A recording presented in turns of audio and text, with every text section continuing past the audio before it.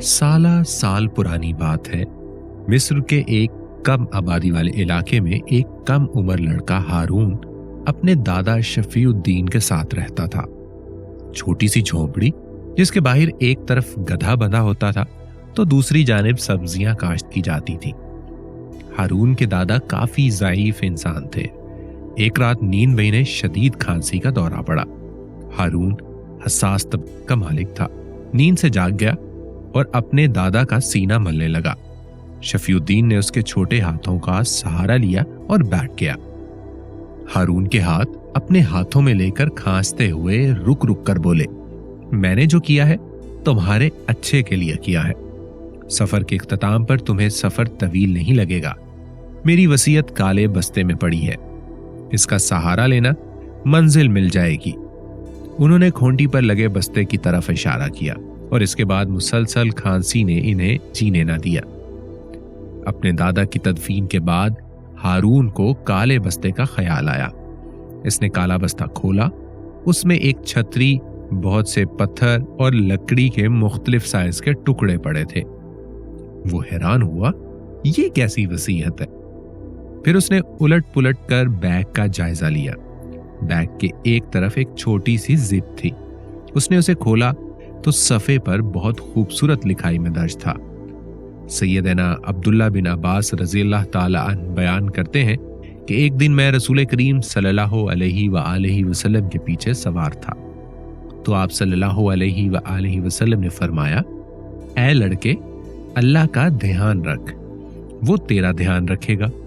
अल्लाह का ध्यान रख तो उसे अपने सामने पाएगा, और जब सवाल करे तो फकत अल्लाह से सवाल कर, और जब मदद मांगो तो अल्लाह ताला से मदद मांग, और जान ले कि सारी दुनिया इस बात पर जमा हो जाए कि तुझे कोई फायदा पहुंचाए तो कोई फायदा नहीं पहुंचा सकेगा मगर जो अल्लाह ताला ने तुम्हारे लिए लिख दिया है, और अगर वो जमा हो जाएंगे कि तुझे नुकसान पहुंचाएं तो कोई नुकसान नहीं पहुंचा सकेगा मगर जो अल्लाह ने तुम्हारे लिए लिख दिया है।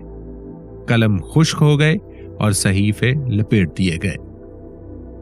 हारून ने सब चीजें वापस बस्ते में डाली और झोंपड़ी से बाहर निकलकर चल पड़ा।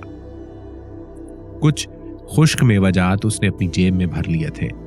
इन्हें खाता रहा और चलता रहा।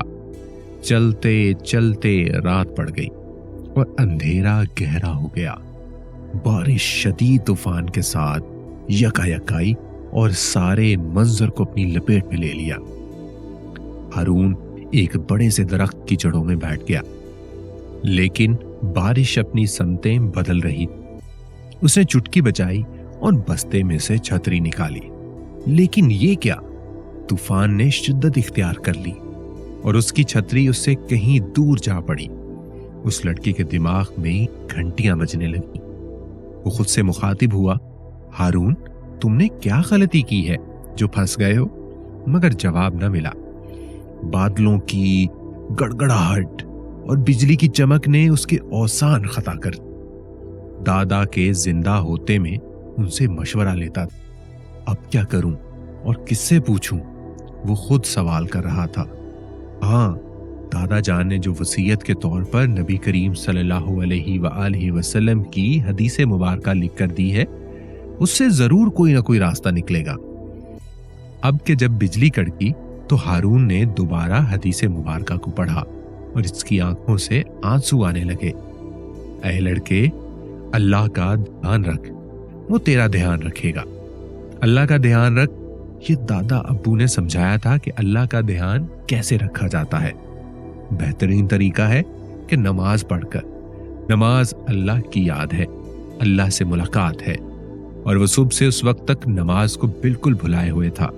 इसने अल्लाह ताला का ध्यान नहीं रखा था, इसलिए अल्लाह ताला ने उसका ध्यान नहीं रखा था। उसने थोड़ी देर सोचा, फिर वो अपनी जगह से उठा और छतरी उठा कर लाया। जमीन पर थोड़ी सी जगह छतरी के लोहे वाले सिरे से खोदी और इर्द गिर्द पत्थर रख दिए। देखते ही देखते पानी जमा हो गया। हारून ने वुजू किया और सुबह से अभी तक की सारी नमाजों की कज़ा पढ़ने लगा। नमाज पढ़कर जब सलाम फेरा तो तूफान थम चुका था। उसने शुक्राने के लिए हाथ उठाए और वहीं मीठी नींद ने उसे आ लिया और वो सो गया। अगली सुबह किसी ने जोर से हारून का कंधा हिलाया और आंखें मलता हुआ उठ खड़ा हुआ। ये छोटा सा काफला था। एक दरमियानी उम्र के अंकल, उनके साथ उनकी बीवी और 2 बेटियां। बड़ी लड़की हारून से 3-4 साल छोटी थी और छोटी बेटी को उन अंकल की जोजा ने उठा रखा था। यहां क्यों पड़े हो? कल ने पूछा। वो मैं शहर की तरफ जाना चाहता हूं। अपने दादा के साथ रहता था, उनका इंतकाल हो गया है। वो शहर का बहुत तस्करा करते थे, हारून ने जवाब दिया। दादा को याद करते ही उसकी आंखों में नमी सी आ गई थी। आओ हमारे साथ चलो, उस आदमी ने हारून के कंधों को सख्ती से दबाते हुए कहा। इनके अंदाज में अजीब सी हाकमियत थी, इसके अलावा कोई इशारा भी ना था। लिहाजा हारून उनके पीछे पीछे चल दिया। घर से लाए हुए खुश्क मेवाजात कहीं रास्ते में ही गिर गए थे, या शायद कल रात की बारिश ने उन्हें बहा दिया था। भूख से पेट में मरोड़ पड़ रहे थे। एक कुएं के पास आकर वो आदमी रुका। इस जगह हम आधा घंटा कयाम करेंगे। तुम्हारा खाना पीना हमारे जिम्मे नहीं है, जहां से जो दिल करता है खा लो। आधे घंटे बाद यहीं आना, फिर हम आगे चलेंगे।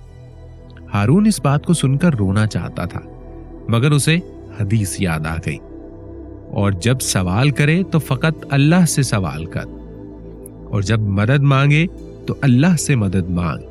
उसने रोते हुए अल्लाह ताला से दुआ की कि तूने हजरत यूनुस अलैहिस्सलाम को मछली के पेट में, कीड़े को पत्थर में रिस्क से नवाजा है। या अल्लाह, मुझे भूखा मत रख, मुझे भी कुछ खाने को दे, पर रहम फरमा और मेरी दुआ को कबूल फरमा। दरूद शरीफ पढ़कर जब उसने आंख खोली तो दूर एक सेब का दरख्त नजर आया, जिसके साथ अंगूर की बेल भी लगी हुई थी। उसने देखा कि आसपास के सारे दरख्त ही फलों से भरे हुए थे। वो चलता चलता आगे आया और दरख्तों पर ही नजर रखी हुई थी कि पांव दफतन गीला हो गया। उसने देखा तो नीचे पानी था। पानी का बहाव तेज था। वो फौरन नीचे हुआ। ये किसी नहर की शाख थी या कोई चश्मा। उसने तरकीब आजमाई, अपने बैग से लकड़ी के सारे टुकड़े निकाले, सबसे बड़ा टुकड़ा हाथ में रखा। पानी बस 1 फुट गहरा था, लेकिन उस पर गहरे सब्ज रंग की काई जमी हुई थी और जामनी रंग का एक पौधा था, जिसके बारे में अमूमन गांव में कहा जाता था कि जहरीला पौधा है, जिसके जिस्म को छू जाए वह फौत हो जाता है। हारून ने सबसे बड़ा लकड़ी का टुकड़ा हाथ में रखा और छोटे टुकड़ों को पानी में अमूदन गाड़ दिया। इस तरह जामनी पौधा छुप सा गया। अब वो पंजों के बल इन लकड़ियों पर चलता हुआ पानी के दूसरी तरफ चला गया। लकड़ी का बड़ा टुकड़ा एक तरफ रखा। ये वापसी में भी पानी के तेज बहाव से बचने के काम आना था। दूसरी तरफ आकर जब दरख्तों को देखा तो सब फल ऊंचे थे और दरख्तों पर चढ़ना वो नहीं जानता था। उसने बस्ते में हाथ मारा तो नुकीले पत्थर हाथ में आए। दिमाग ने फिर साथ दिया। उसने पत्थरों के जरिए निशाने लगा लगाकर फल नीचे गिराए और इन्हें बस्ते में भरता गया। फल को देखकर भूख का एहसास खत्म चुका था। उसे याद आया कि जिन लोगों के साथ वो चल रहा था उनके पास भी खाने को खास सामान न था। वो वापस उसी कुएं पर पहुंचा। उन अंकल और उनके खानदान को फल का बड़ा सा हिस्सा दिया और खुद भी खाया। 3 दिन के सफर के बाद वो लोग शहर पहुंच गए। शहर पहुंचकर हारून उन अंकल जिनका नाम समीउद्दीन था उनसे अलग होने लगा, तो वो जबरदस्ती उसे अपने घर ले गए। वहां एक कमरे में हारून को बंद कर दिया। हारून हैरान हुआ और वो बाहर से बोले, मैं तुम्हारा हकीकी चचा हूं। मुझे हैरत है कि तुम्हें नाम से शक नहीं हुआ। ये घर और बहुत सा कारोबार तुम्हारे वालिद का है, जिसे मैं हासिल करना चाहता था, क्योंकि तुम्हारे वालिदैन फौत हो गए थे। मेरे इरादे को देखते हुए मेरे अब्बा जान यानी तुम्हारे दादा जान तुम्हें यहां से दूर ले गए। मेरे 3 बेटे और 2 बेटियां थीं, लेकिन ये मेरे इस जुल्म के बाद मेरे तीनों बेटे वबाई बीमारी से अल्लाह पाक को प्यारे हो गए। मैंने दफनाने गया तो अब्बा जान का ख्याल आया, क्योंकि वो यहां से जाने से पहले तुम्हारे वालिद की कमाई के तमाम जवाहरात और कागजात इस कमरे में मौजूद संदूक में बंद कर गए थे। गांव पहुंचने से पहले जंगल में ही तुम मिल गए। इन संदूकों के तालों में 4 हिस्सों वाला निजाम है। मैंने बहुत कोशिश की, लेकिन संदूक खोलने में नाकाम रहा। अब तुम मुझे ये खोल कर दोगे, वरना यहीं मर जाओ। اپنے تینوں بیٹوں کی زندگی گنوانے کے بعد مجھے یہ جواہرات ملنے چاہیے۔ اندر ہارون انکشاف پر انکشاف سن کر حیران تھا۔ اس کی آنکھوں سے آنسو بہہ رہے تھے۔ اسے یاد آیا حدیث مبارکہ میں اللہ تعالیٰ کے نبی صلی اللہ علیہ وآلہ وسلم نے فرمایا، اور جان لے کہ ساری دنیا اس بات پر جمع ہو جائے کہ تجھے کوئی فائدہ پہنچائیں تو کوئی فائدہ نہیں پہنچا سکیں گے، مگر جو اللہ نے تمہارے لیے لکھ دیا ہے، اگر وہ جمع ہو جائیں کہ تجھے کوئی نقصان پہنچائیں تو کوئی نقصان نہیں پہنچا سکیں گے، مگر جو اللہ نے تمہارے لیے لکھ دیا ہے۔ قلم خشک ہو گئے اور صحیفے لپیٹ دیے گئے۔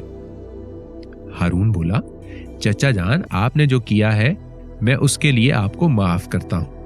آپ بھی انسان ہیں اور انسان خطا کا پتلا ہے۔ آپ دروازہ کھولیں، میں آپ کو وہ 4 ہندسے بتاتا ہوں جو ان دونوں صندوقوں کو کھول دیں گے۔ سمیع الدین حیران ہو گئے اور دروازہ کھول دیا۔ اندر داخل ہوئے، دونوں چچا بھتیجا صندوق کے سامنے جا بیٹھے۔ ہارون بولا، پہلے صندوق کا خفیہ تالا کھلنے کے ہندسے ہیں 2 5 1 6۔ یہ لگانے کی دیر تھی، صندوق کھل گیا اور جواہرات کی چمک سے ہارون کو اپنی آنکھوں پر بازو رکھنا پڑا۔ سمیع الدین حیرانگی سے دوسرے صندوق کی طرف بڑھے اور سوالیہ انداز میں ہارون کو دیکھا۔ وہ بولا، 2 6 7 3۔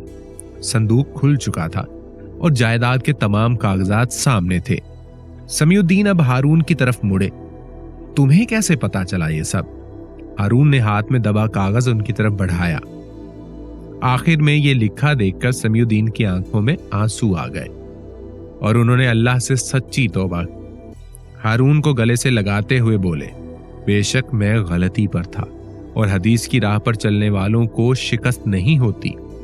ساری دنیا نے دیکھا کہ اس کے بعد سمیع الدین چچا ہونے کے باوجود ہارون کے لیے کبھی مشکل کھڑی نہ کر سکا، ایک پیسے کا بھی غبن نہ کیا، اور ہارون کی جوانی تک اس کے کاروبار کو ایمانداری سے دیکھتا رہا، کیونکہ لا حول ولا قوت الا باللہ العلی العظیم۔